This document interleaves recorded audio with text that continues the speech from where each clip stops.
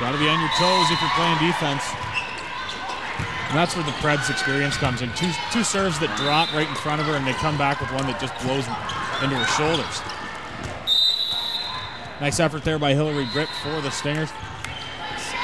Even when they don't run the play properly, it's still up-tempo from the Predators, and the Stratford's obviously not used to this kind of tempo, and they're just not quite ready. And again, suddenly it's 13 to 9. Oh, this is on the net too. This is trouble. Oh, nice play by Didi Omidi. Yeah. Very smart play. And Mazurkiewicz was there just to roll the ball on an angle. And there's a timeout by Stratford. And again, they had a lead, but it's just hard to play the Predator team because you have to maintain a high level for the entire match. And they played well for the first 7 or 8 points, but they're becoming very, very careless. There's Pavan, some fatherly wisdom to his young troops. The score could be 25-1, 24-1 for him, or losing, and he still has the same manner.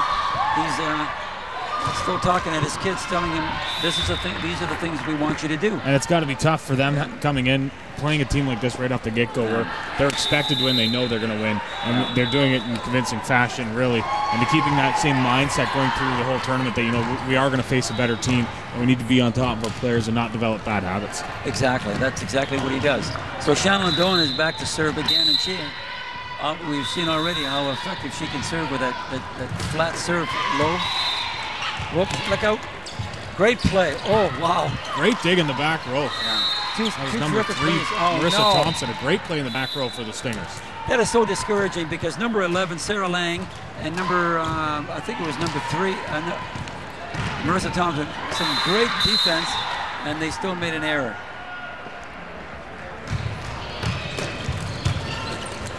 More trouble. Ball up. That's an interesting play by Kuzmanic, and it was really smart, I guess. Ladone with a nice pass. And again, we've got number 5, Hillary Britt blocking the setter. Mazurkiewicz with the attack. And a wide open hit from Mazurkiewicz. That's right. You've got to know who's the setter. And the setter is not going to score nearly as much as the middle hitter is.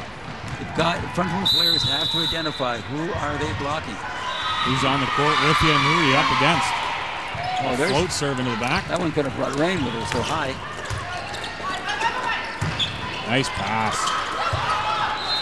Free ball over to the Stingers. Nice play. Nice shot. Oh, good defense by Sakal. Nice rally here. The Stingers with the free ball over.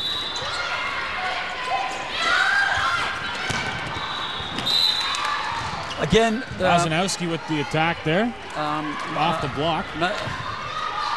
Mazurkiewicz, by running a step around, froze 2 of the Stratford blockers, and Bozanowski had a wide open down the line hit, and that's excellent tactics on the part of the Predators, and a good choice by Marissa Mota at the center. Went off the block. Ladone with the serve again. Same spot every time, it seems. Here comes number 5, Hillary Britt. Right through the block, the ball's off the net, and it was right between the 2 Predator blockers, but a nice swing by Britt. So Stratford, who were close at 8, but in this second stretch of the game, 17-10, they've let the Predators get away on them. Number 5, Hillary Britt back to serve.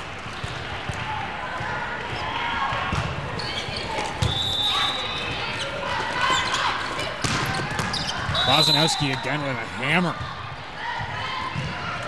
Gets the point again for the Predators.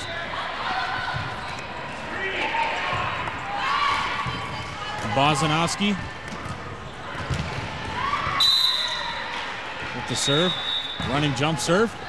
Oh, great serve right on the back line. Well, Emily Hawkins was just frozen. She didn't know whether to play it or not, and she just tipped it. And the line judge didn't know whether to call it in or get out of the way. Well, yeah, but he did see that it was touched by number 10, Emily Hawkins, and that was just a great serve. I mean, the Predators are serving extremely well in this match, putting a lot of pressure. That's long. Going back to the same location, though, that she was going towards Hawkins on her service game. So number 2, Dieter Meady, who's had a pretty good match in the front row, being outgunned, but she scored a lot of telling kills. Oh no! She almost killed her teammate there. Yeah. Didomidi, her serve goes into the net. So we're at 20-11. Mazurkiewicz goes back to serve for the Purple Predators. To our left, the Red Stingers out of Stratford. No relations, relatives of Justin Bieber on this team. Boy, that serve reception just takes you right out of matches. And again, the tough serve from Mazurkiewicz. She's at it again here. But look how deep, I mean, look at the space on this court. And you're just wondering why they won't move up. There's a nice high ball out of the middle, which just doesn't happen very often. Shannon Neville. Nice middle strike. Good defense by Hillary Brett. And Shannon Neville there to stuff that ball down. The balls are set so far inside for Stratford that it's really difficult for their outside hitters to do much with the ball. Brett tried to roll the ball over the block, but he just wasn't able to do it. Mazurkiewicz with her third serve. There's a nice ball outside. Great play by number 3, Marissa Thompson, for the Stingers to get that dig off the block. And the Stingers on the attack again. That's number 5, Shannon Neville, coming around behind the setter. Goes up for the attack right in front of us. Yeah, they run that really fast. I mean, a lot of players will run the step around with a higher set, but the Predators run it so fast that it's very difficult for the blockers to.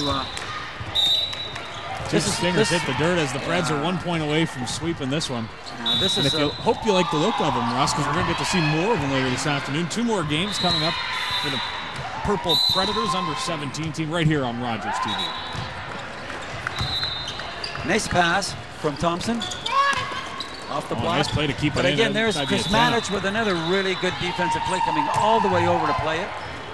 Nice swing. Boy, she's swinging so much better at the latter part of this game. That's long. And that's it.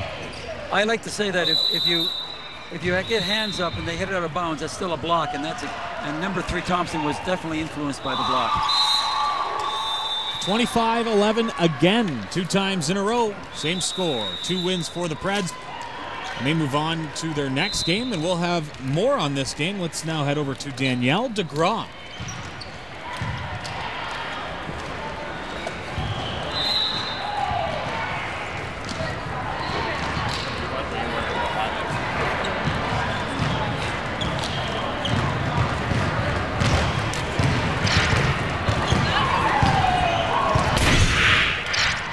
Pure dominance in this one, especially in that second set. It started off close, but the Preds' experience and service game really took over. Well, we saw at the beginning, Pavin made 3 changes, and although they're quality players, they still hadn't played, and so they took them a while. But once, especially Celine Suckle, who had trouble at the beginning, but boy, she came on with some pretty solid defense as the match wore on. She just got herself into the match, and that was a big difference. Once the Predator team got used to each other, they were just too smooth for Stratford. He just makes too many errors. Great hitting by Ladone, number 11. And look at the great swinging by the Stratford middle, Didiomidi. Well, we talked about her 5'5" playing the middle. They also had Emily Hawkins playing the middle, who's not used to that. Some injuries took out Kelsey Leota for the Stratford Stingers, their normal setter. They didn't have their setter. They usually play with an overager who was ineligible to play in this tournament. Not really the ideal situation coming into a game 1 of the Ontario Championships against a team like the Kitchener-Waterloo Predators. And it didn't pay off in the end, with the Preds taking both sets 25-11 in their first game of the Ontario Volleyball Championships right here on Rogers TV.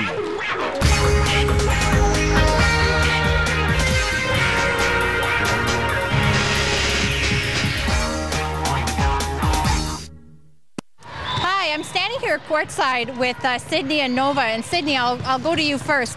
I've seen a couple of plays where you just kind of dove in there and weren't afraid to get dirty. Is that what your coach kind of told you before? Just get in there and don't care about the wind blowing in your hair? Yeah, pretty much. He basically just told us to go when you see the ball. Like, it doesn't really matter, like, who's around you, that he just wants you to, like, go and, like, not hesitate. So he pretty much tells us to get dirty, yeah. Now, how important is it for fan support? See, I see some gentlemen off to the camera here watching like you're rock stars. Is that what volleyball is all about? Do you think that there's kind of a double standard with some other sports, like maybe say we're in the NHL playoffs right now, and a lot of people are talking about hockey? How do you kind of take that attitude that, you know what, I'm a volleyball player and I can take you on? Yeah, a lot of people don't think that volleyball players are tough, I guess, like you said before, but like there's a lot to volleyball, so like I guess having a lot of fans like helps and stuff, because like it gets your like energy going and like your blood flowing and stuff, so it helps you like play better, just giving you that extra boost of energy. So. And I know that going into this tournament, Nova, you as a team, you're an under-17 team, and you've had to compete in at least 2 under-18 tournaments throughout the year to make it. So how hard was it to kind of balance? You've got your under-17 tournaments, your under-18, you've got life, school, everything. How do you balance all that? Well, it's pretty hard, but just I guess a lot of managing lack of sleep. You have to give up one thing or another. Like, we don't get to go out as much as with our friends as I think we'd like to, but it's worth it in the end because I think we all love playing just as much, so it worked. And it's worth it in the end because you get to talk to me and your rock stars here on Rogers. Chris and Russ. And there you have it. The Kitchener-Waterloo Predators take both sets 25-11 over the shorthanded Stratford Stingers. Lots of good stuff seen by the Purple Predators. Thanks for watching. This is Rogers TV.